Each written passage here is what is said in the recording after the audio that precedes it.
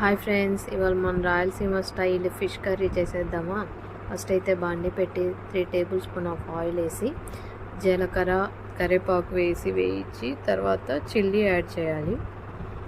తర్వాత onions add చేసి లైట్గా మగ్గిన తర్వాత మెంతులు యాడ్ చేయాలి.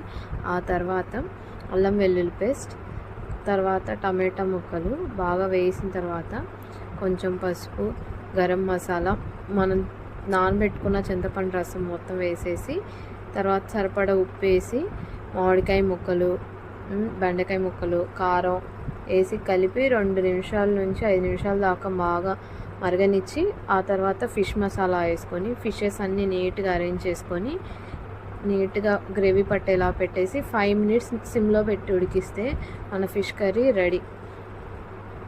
సండే వస్తే ముక్కలేని ముద్ద దిగని వాళ్ళందరికీ ఈ ఫిష్ కర్రీ ట్రై చేయండి, చాలా బాగుండిద్ది. బాయ్.